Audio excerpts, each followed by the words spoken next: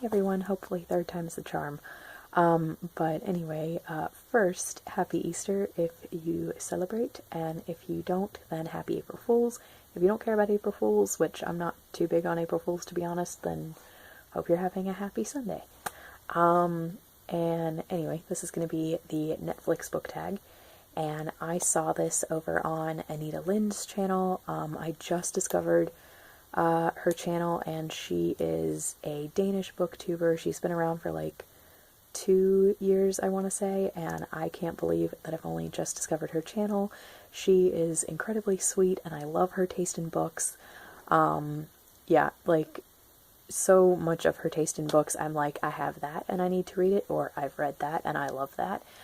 And because of this, anytime I see things that she talks about that I haven't heard of, I immediately am like, oh, I should go look that up and see if it's something I would enjoy. So yes, I just have completely left her channel recently, and I saw the Netflix book tag on her channel from, I think, a while ago now, like maybe at least a year ago, because I'm watching all of her back videos, and she did not create this tag. She, I don't know where she, like, whose channel she got it from, but the original creator was a booktuber called Darker Shade of Whitney, I think, because it's a play on Darker Shade of Magic, but I am not subscribed to this booktuber, so I will just link both of them down below. And yeah, this just seemed like too much fun to pass up, and I can't believe it's been around for this long and I haven't done it. It could be that I go back on my channel and I actually have done it at some point. I will check, but you might be getting this twice. Okay, so first is currently watching. What book have you recently finished? And this is a sort of four-way tie for me.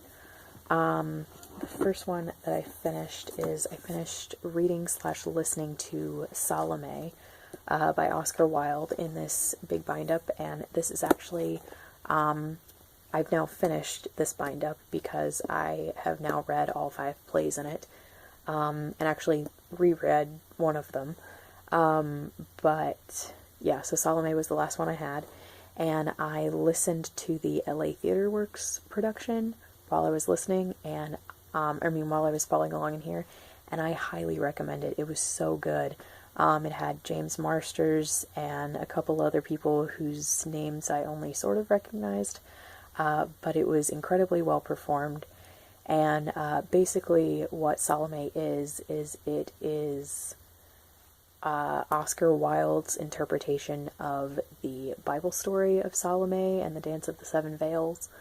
And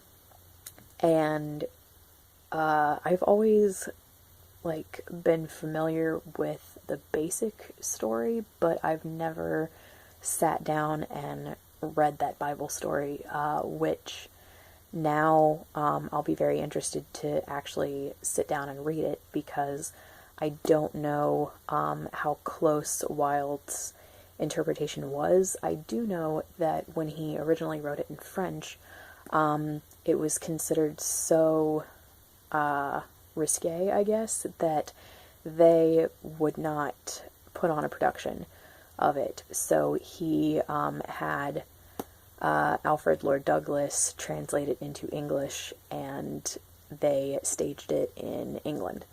But yeah, it was incredibly good, but very, very sad, and I'm kind of disappointed in myself that I saved it for last, because there are others in this bind-up that are so much lighter and funnier, and I kind of wish that I'd ended on a higher note, if that makes sense. But Ideal Husband is still my absolute favorite in this. It's my favorite non-Shakespeare play, and I don't know if that will ever change. I'll be interested to see if it changes. And my second favorites were a tie between Importance of Being Earnest and A Woman of No Importance. And then the other things that I've been reading recently are, I just finished 2 Karen Marie Moning books in her Highlander series. Her Highlander series is basically what I would consider like historical fantasy slash romance, like much heavier on the romance, but also like very fantastical because there is druid magic and time travel involved. And it's set predominantly in Scotland, but then some in America. So since it's set a lot in Scotland, and since there's druid magic, I just love it. It is definitely very light, very steamy reading, but I still just, I love it so much. This is the first time that I have gotten back into a romance mood in like 2 years. So I have either read for the first time a whole bunch of, like, a couple new romances, and then also reread a bunch that I loved and read in college for the first time in several years, and I loved this series when I was back in college. And so this was Kiss of the Highlander, which is book 4, and then Immortal Highlander, which I think is book 7, maybe. But Immortal Highlander and Spell of the Highlander, which I read several weeks ago, are my 2 favorites in the series. Alright, I'm going to try to be quicker about this now. Okay, so 2, sorry to spend so long talking about that, but 2 is top picks, books you recommend books you're recommended based on a previous read. And that is, I am currently reading Making of a Marchioness by Frances Hodgson Burnett. So Goodreads was recommending me a different Persephone classic, Few Eggs and No Oranges, the diaries of Vera Veer Hodgson from 1940 to 1945. So these are wartime diaries, and these were actually already on my Persephone Classics wish list. So I thought that was fitting that they recommended it because I was currently reading this one. And then 3 is, 2 is top picks, and then 3 is recently added. Last book I bought. I am now officially on a book buying hiatus for hopefully a long time, but I bought these 2 before I went on the hiatus.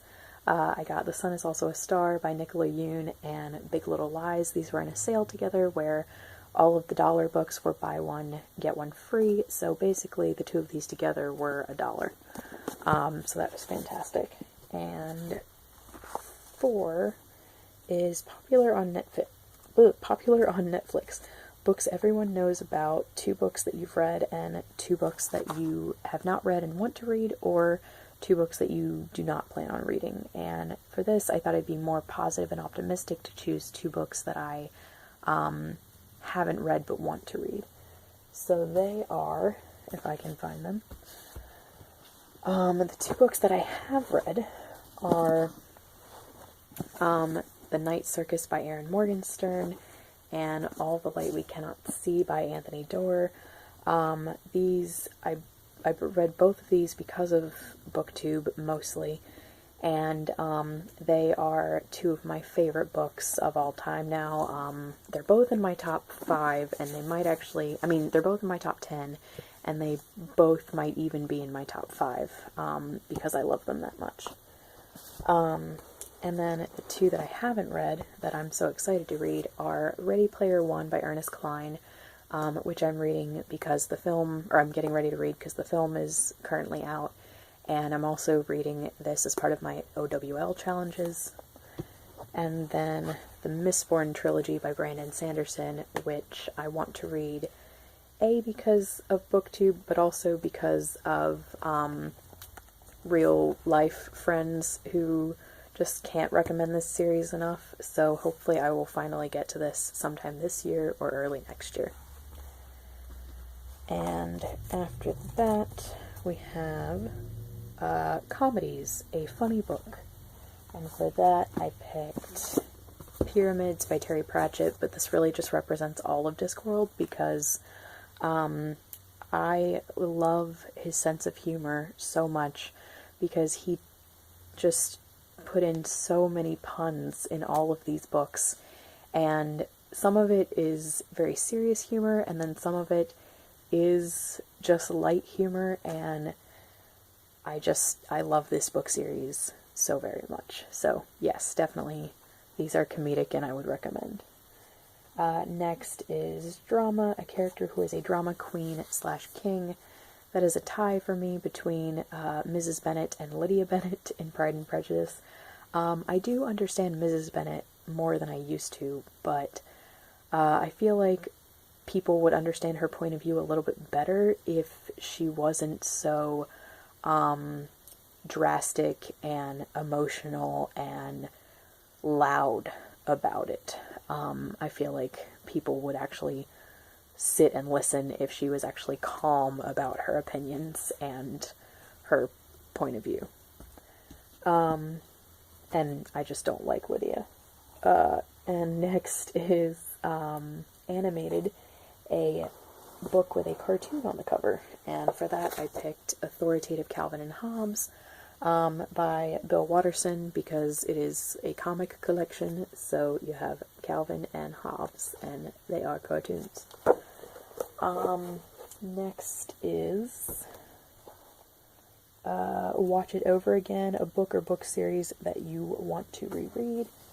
I picked a couple for this. The first is the first two books in the Gemma Doyle trilogy, Great and Terrible Beauty and Rebel Angels, both by Libba Bray. I haven't read these since high school, but I really loved them in high school, and I want to read those so that I can finally read Sweet Farm Thing for the first time, even though I bought it 10 years ago or 11 years ago. But I finally need to get to this, so I want to reread those this year. And I also want to reread both the 13 Little Blue Envelopes duology with 13 Little Blue Envelopes and The Last Little Blue Envelope by Maureen Johnson, and the first three books in her Shades of London series, Name of the Star, Madness Underneath, and The Shadow Cabinet, as well as Boy in the Smoke, which is like a novella that I think comes between, I think it comes before the series. And then 9 is Documentaries, a nonfiction book you would recommend to everyone. I would very highly recommend The Novel Cure, but I can't remember the authors' names at the moment, and it is too high up and awkwardly positioned for me to get it off the shelf. So I will look up the author names and put that in the description. But it is a nonfiction book about books and about readers, so I very highly recommend. And then 10 is Action Adventure, an action-packed book. And for that I chose Timeline by Michael Crichton. This is a book about present-day archaeologists who are working on a dig, and some scientists that are funding their dig have discovered a wormhole, I guess, back to the 100 Years' War in France, back to a certain year and a certain battle. And so the archaeologists get sent back, and so they end up having to, like, I think they go just to explore everything, but then they end up getting stuck, so they have to figure out how to survive in this environment and this time period. Like, it's incredibly dangerous. And then they also have to try to figure out how to get home. So it's very action-packed, I think. And then last is number 11, which is New Releases, a book that has just come out or will be coming out that you can't wait to read. And another Maureen Johnson. This is Truly Devious, and I pre-ordered this for my birthday, which was like 2 months ago now, and I still haven't picked this up yet, but I am incredibly excited about it. I've just been trying to finish other things and getting distracted, but I am very excited to read this. The last thing is tag people, and I don't really know who to tag, because I don't know, like, this is so old at this point, but I'll just say anyone who has seen this video, who watches this, if you haven't done this tag and it sounds appealing, please do it, and please let me know if you do it, because I would love to watch. So thank you so much, and I will link those channels and the book information down in the description, and I hope you guys have a good day. Bye.